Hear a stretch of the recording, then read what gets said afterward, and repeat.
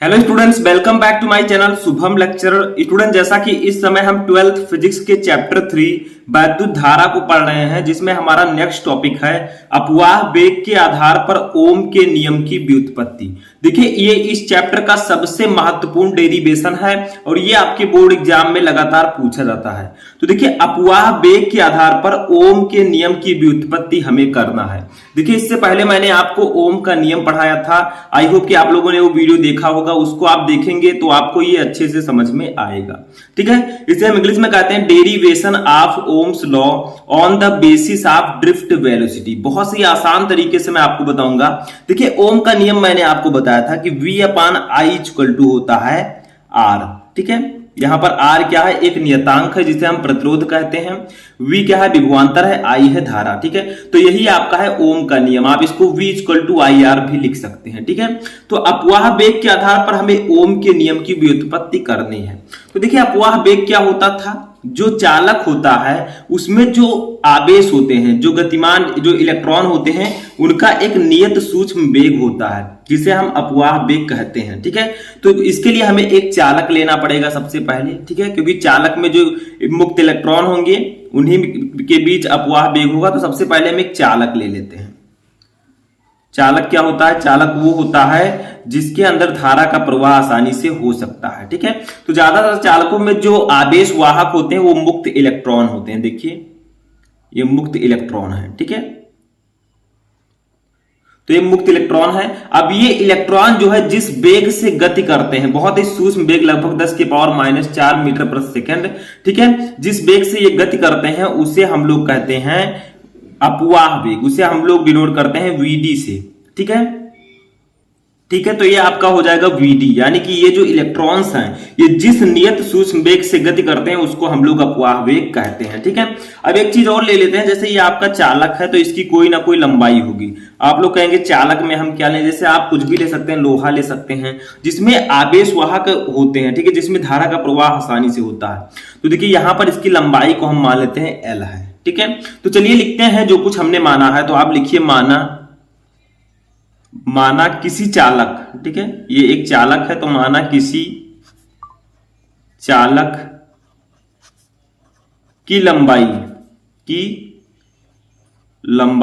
कितनी है? देखिए, यल है। ठीक है, तो यल तथा अनुगमन वेग का मतलब अपवाह वेग, इसे हम अनुगमन वेग के नाम से भी जानते हैं। ठीक है, तो अनुगमन वेग कितना है? ये आपका है VD। ठीक है, अनुगमन वेग को हम लोग VD से डिनोट करते हैं। VD का मतलब ड्रिफ्ट वेलोसिटी। ठीक है, VD है। अब एक और चीज लिखिए, यदि चालक के एकांक आयतन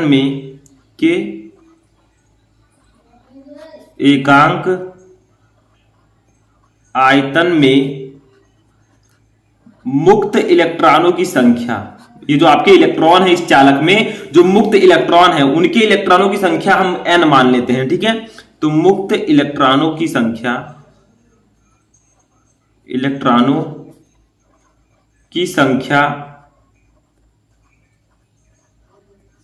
n है। कितना है?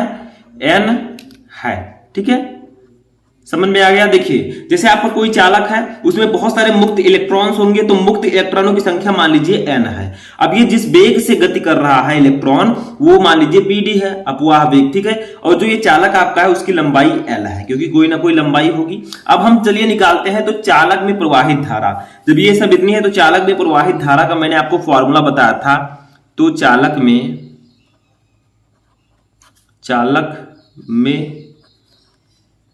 प्रवाहित धारा को हम लोग डिनोट करेंगे I से, और I इक्वल टू आपका क्या हो जाएगा? देखिए, ये N हम ले लेंगे, N हो गया, और एक इलेक्ट्रॉन पर जो आवेश होता है Ne। ठीक है, अब देखिए यहां पर इस चालक का कोई ना कोई क्षेत्रफल होगा, एरिया होगा। ठीक है, लंबाई तो है लेकिन क्षेत्रफल भी है, तो यहां पर A हो जाएगा, और ये आपका अपवाह वेग ले लेंगे VD। ठीक है, तो ये फॉर्मूला हो जाएगा आपका धारा का। ये मैं आपको ऑलरेडी बता चुका हूं। ठीक है, तो ये आपका फॉर्मूला हो जाएगा धारा का। समझ में आ गया? अब आगे देखिए, अब हम क्या करेंगे?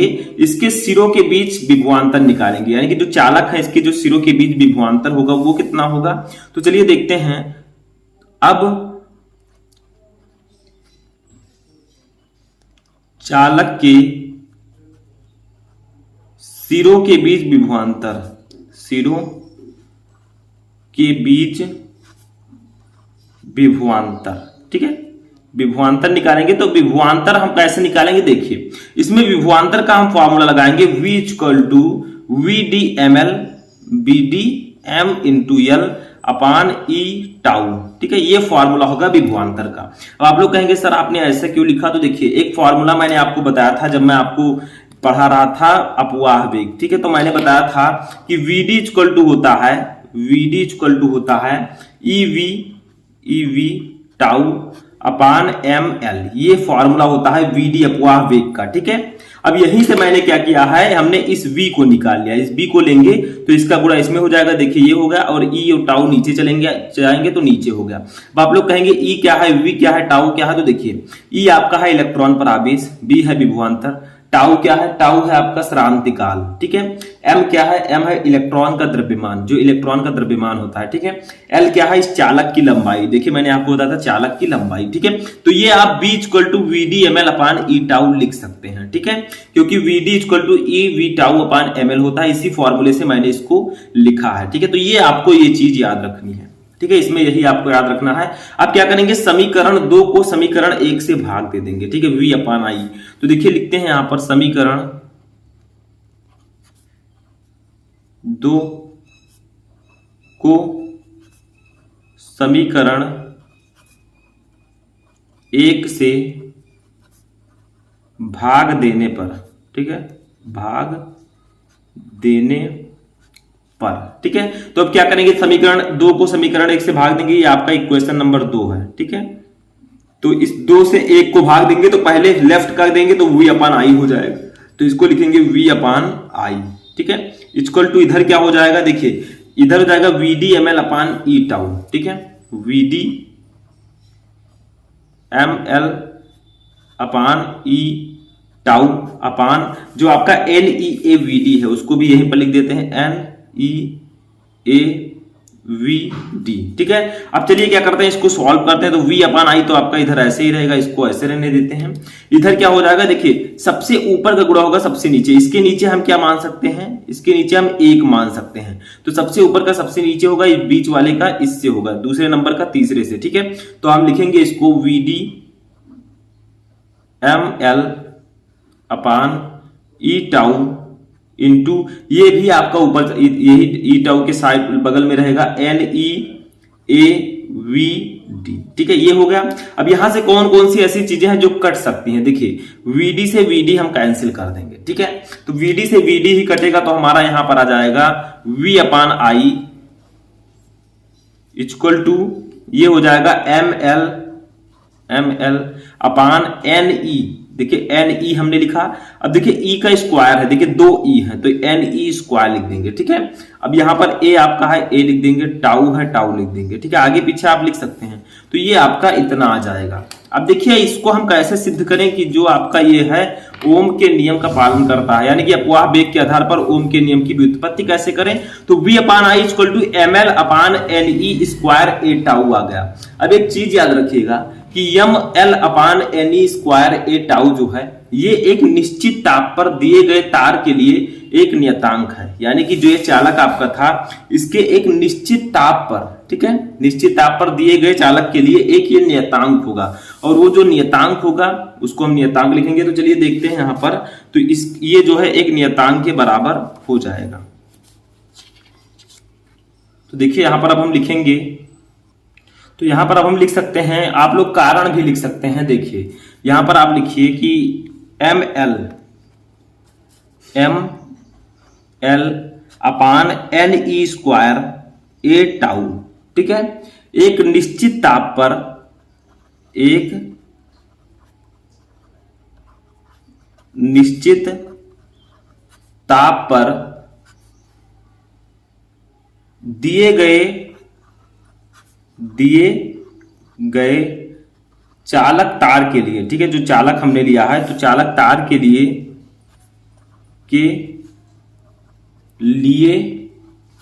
एक नियतांक है, एक नियतांक है, ठीक है। इसे हम तार का वैद्युत प्रतिरोध कहते हैं। तो लिखिए इसे तार का मतलब जो चालक हमने लिया है, ठीक है, तार का वैद्युत प्रतिरोध जिसको हम डिनोट करेंगे आर से, ठीक है, आर कहते हैं, ठीक है। तो यहां पर अब हम लिख सकते हैं कि V upon I equal to हो जाएगा आपका, यहां पर इसके स्थान पर हम R लिख देंगे, ठीक है। और यही आपका है ओम का नियम। देखिए अपवाह वेग के आधार पर ओम के नियम की व्युत्पत्ति हो गई। इसी को हम लिख सकते हैं V इक्वल टू, देखिए I का R से गुणा हो जाएगा तो ये हो जाएगा I इंटू R, ठीक है। यही आपका ओम का नियम है। तो हमने अपवाह वेग के आधार पर ओम के नियम की व्युत्पत्ति कर दी है। अब आप लोग नीचे थोड़ा सा लिख सकते हैं कि यही ओम का नियम है, ठीक है, यही ओम का नियम है, ठीक है, B equal to I R. तो इस प्रकार से आप अपवाह वेग के आधार पर ओम के नियम की व्युत्पत्ति बहुत ही आसानी से कर सकते हैं। अगर आपको समझ में आ गया तो बहुत अच्छी बात है, नहीं समझ में आया तो आप एक बार इसको दोबारा देखेंगे, आपको अच्छे से समझ में आ जाएगा। तो इस वीडियो में फिलहाल इतना ही। हम मिलेंगे नेक्स्ट टॉपिक के साथ नेक्स्ट वीडियो में। तब तक आप लोग अपनी तैयारी करते रहें।